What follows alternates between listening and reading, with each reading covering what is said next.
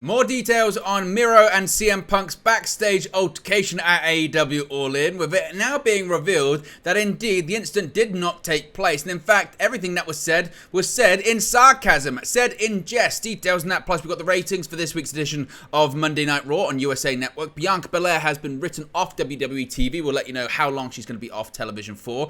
Dana White is open up on Ronda Rousey possibly returning to the UFC at UFC 300. Awesome Kong is set to make an in-ring return at Impact Wrestling's 1000 event. Adam Cole set for a segment on Dynamite this week. Butch makes his return to NXT on USA Network. The Street Profits appear on NXT last night. The Creed brothers have won back their job. Kiana James is the new #1 contender for the NXT Women's Championship. And Dirty Dominic Mysterio is set to be a special referee next week on NXT.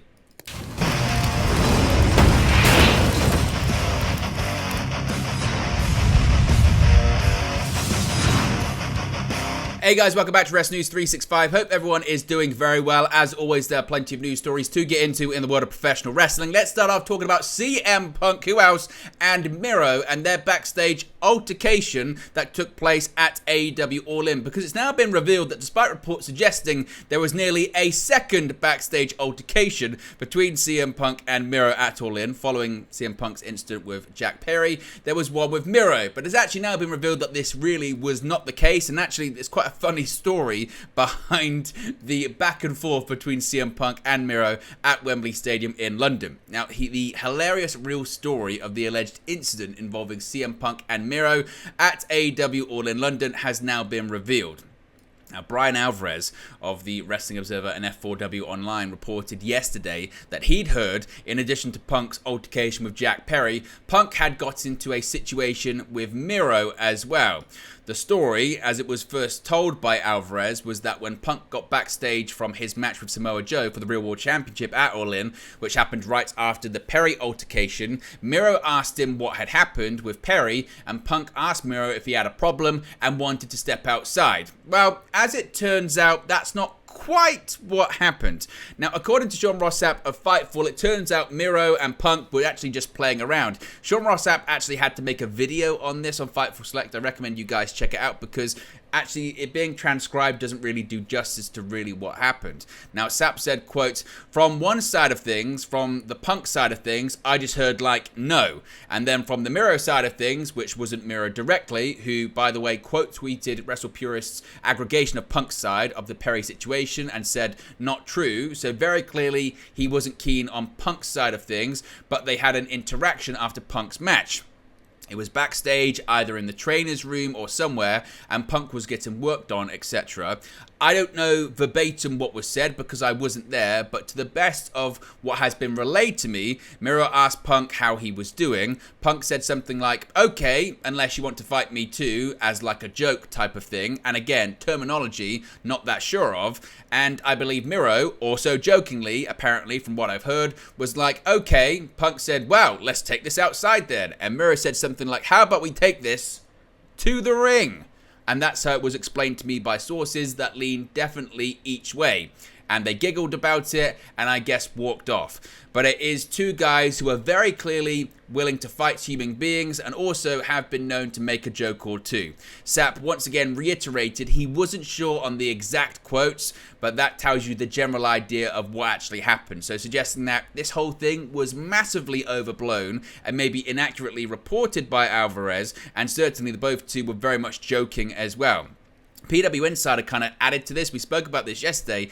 They actually reported, PW Insider, they reported previously that Miro and Punk actually traveled to Wembley Stadium together in the same car along with Brody King. So chances are they're pretty good friends and actually they were just joking around. So what are your thoughts on the latest development when it comes to this story? It was all sarcasm. They were joking. And what do you think about the reporting that went along with it? Is this part of the problem that there is so much going on? There's so much he said, she said stuff that actually the real story is getting lost in all of it. Let me know your thoughts, as always, in the comment section below. Now let's switch to WWE, talk about the ratings for Monday Night Raw on USA Network this week. With All In last Sunday, Payback on Saturday, and All Out coming up on Sunday, a rising tide appears to be raising all boats in professional wrestling.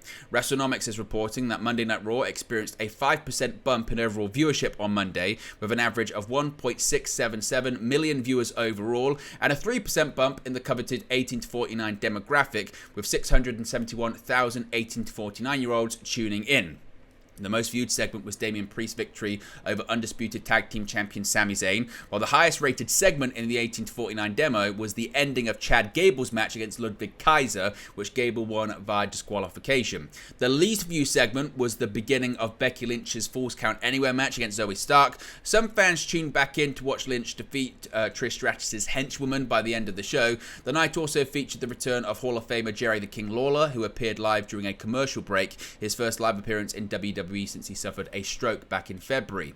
This week's Raw was the last episode, of course, before Payback on Saturday, which we will be doing a live watch-along and post-show for, so be sure to check that out, with only Friday SmackDown left to build up to the premium live event. The ratings news comes in after WWE saw a 41% spike in the ratings for SmackDown on Friday, likely carried by fans' desire to watch the tribute to former WWE champion Wyndham Rotunda, also known as Bray Wyatt, who unfortunately, sadly, and unexpectedly passed away in his sleep on Thursday following heart complications brought on by COVID. So certainly strong ratings for Monday Night Raw this week.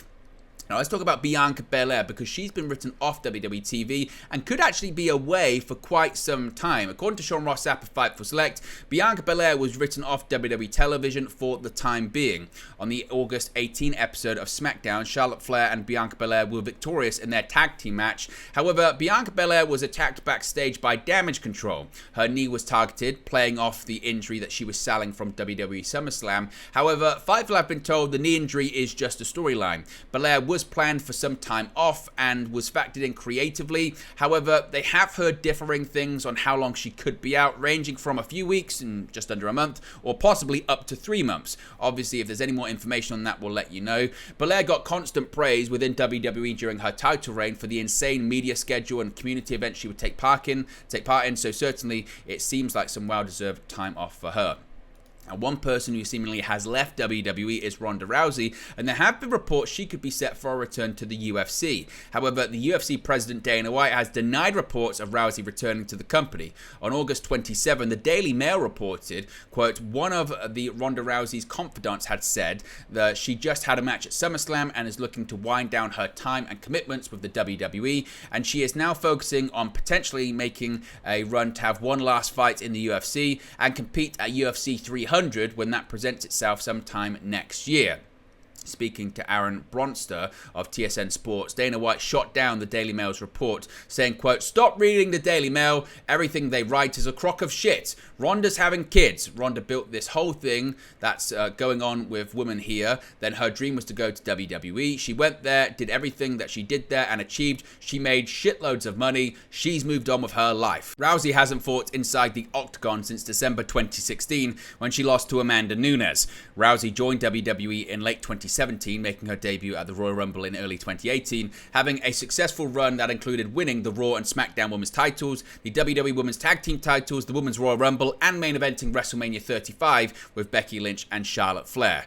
Rousey lost to Shayna Baszler at WWE SummerSlam and said after the bout she had no reason to stay in wrestling. Rousey's second book is set to be released in April 2024. More information is available online. So Dana White saying that Ronda Rousey isn't going to return to UFC.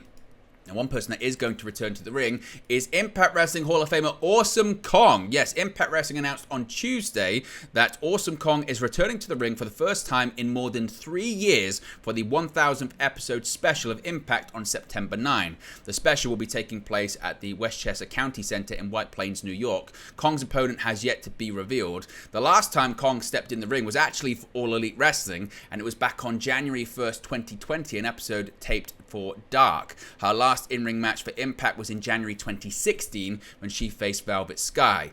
Kong made her Impact Wrestling, then known as TNA Wrestling, debut on the October 11, 2007 episode where she defeated another Impact Hall of Famer, Gail Kim.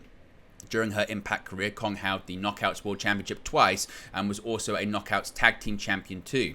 Other plans for the milestone episode include the return of Team 3D and also the return of the Beautiful People as well. Tracy Brooks is also set to be returning to Impact to an Impact ring for the first time since 2011. She and her husband Frankie Kazarian will be facing Eddie Edwards and his wife Alicia Edwards. An Ultimate X match and a Feast or Fired match are also on the card too.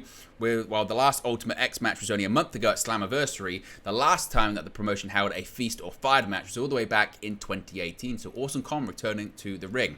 Adam Cole, he's set for a segment on this week's edition of AEW Dynamite, featuring all of the fallout from All In. Adam Cole will speak on Dynamite this week at AEW All In. AEW World Champion MJF and Adam Cole opened the show by defeating Aussie Open to win the Ring of Honor World Tag Team Championships. In the main event, MJF defeated Cole to retain the AEW World Championship. The match put their friendship to the test, but they ultimately hugged it out. AEW has announced that Cole will speak live on the August 31st episode of AEW Dynamite. That show, of course, will be just a few days ahead of AEW All Out on September 3rd from the United Center. As previously announced, Orange Cassidy will defend his AEW International Championship against Penta El Zero Miedo on the August 30 episode of AEW Dynamite as well. Of course, if we get any more match announcements, segment announcements, we'll let you know moving forward. And let's switch gears here and talk about last night's episode of NXT on the USA Network, because the Bruiserweight is once again kicking ass and taking names on NXT. On this week's episode of NXT, former NXT UK champion and current Brawling Brute Butch, formerly Pete Dunne, defeated Charlie Dempsey, son of former WWE Intercontinental Champion William Regal, earning the first win in the NXT Global Heritage Invitational Tournament. The 8-man round-robin tournament kicked off between the two technicians, and Butch was able to get a dominant victory over Dempsey despite his opponent's plucky fighting spirit. Along with Butch and Dempsey, the tournament also contains Akira Tozawa, Joe Coffey, Nathan Fraser, Duke Hudson, Axiom, and Butch's friend and rival Tyler Bate.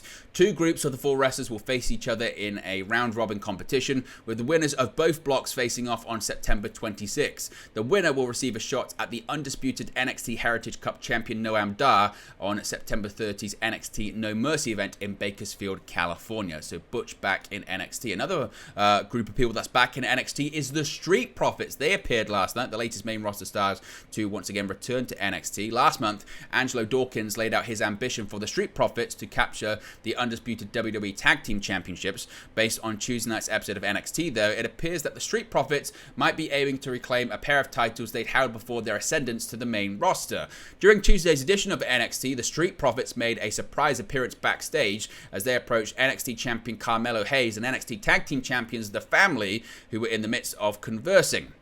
Upon the arrival of the Street Profits, Hayes was commended for his title reign, which recently included a successful title defense against Wes Lee. When asked about what was next for him, Hayes noted that he had to silence the rah-rah surrounding him at the moment before leaving the room.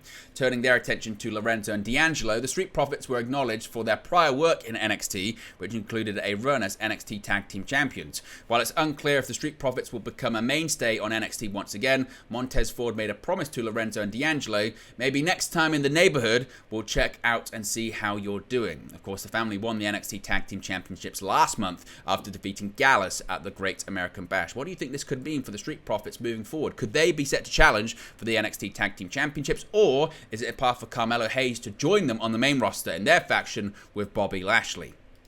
Now, the Creed brothers, they're officially back in NXT, reclaiming their jobs last night. The Creed brothers have been reinstated to NXT after defeating the Dyad in a steel cage match to kick off Tuesday night's episode on USA Network. Last week on the show, Julius and Brutus Creed kidnapped Ava of the Schism and demanded the match after previously losing to Rip Fowler and Jagger Reed in a loser leaves NXT match in July. Joe Gacy, Fowler and Reed agreed to the Creed's terms to get Ava back, and the match was set for this week. NXT kicked off with the Dyad in the ring with Gacy and Ava at ringside. The other masked members of Schism jumped Brutus at the beginning of the match and carried him backstage when Julius was already in the cage. Gacy closed and locked the cage, turning the match into a handicap bout. Julius was able to hold his own against the Dyad through a picture-in-picture break, and when the broadcast returned, Brutus stormed out from backstage, knocking down Schism members and fighting his way back into the cage. Gacy taunted the star with the key, and Brutus chased him and Ava around the ring. Brutus finally ripped the cage door off its hinges to enter the ring to a holy shit chants from the audience at the Performance Center. A brutal and physical match with all 4 members of the teams ensued, with the door of the cage coming into play multiple times. The match ended when the Creed brothers drilled Fowler's and Reed's with a sliding forearm strikes, pinning them both. After the match, the now reinstated Creeds reunited with their Diamond Mine stablemate Ivy Nile in the ring. So the Creeds are officially back on NXT television. Kiana James is the new #1 contender for the NXT Women's Championship as well. During the August 29 episode of NXT, Kiana James secured herself a future shot at Tiffany Stratton's NXT Women's Championship. The former NXT Women's Tag Team Champion had to defeat 3 other women, Roxanne Perez, Blair Davenport, and Gigi Dolan, in the main event to become the new #1 contender. Stratton has been the NXT Women's Champion since the Battleground Premium Live event on May 28, where she defeated Lyra Valkyria in a tournament final for the then vacated title. Stratton's last title defense was at the Great American Bash against Chase U's Thea Hale. The match between Stratton and James is set to take place on next week's episode. The show will also include a no disqualification match between Bron Breakker and Von Wagner, Tyler Bate versus Dabba-Kato, Ilya Dragunov in action against Oro Mensah, and lastly, there will be an NXT North American #1 contenders match, which we'll get into very shortly, because that is set to include a special guest referee of none other than Dirty Dominic Mysterio. Yes, Dirty Dom is going to be putting on the stripes of a referee. Dominic Mysterio was just set for a new role in WWE, a special guest referee for an upcoming match next week. In order to settle a feud between Dragon Lee and Mustafa Ali as to who would face Dirty Dom at WWE's upcoming NXT Premium Live event, No Mercy, Rhea Ripley proposed the match. Featuring in a pre-taped social media style video from the Women's World Champion, Rhea Ripley, and the NXT North American Champion, Dirty Dominic Mysterio, Ripley suggested that Ali and Lee just fight it out to see who would face Dom.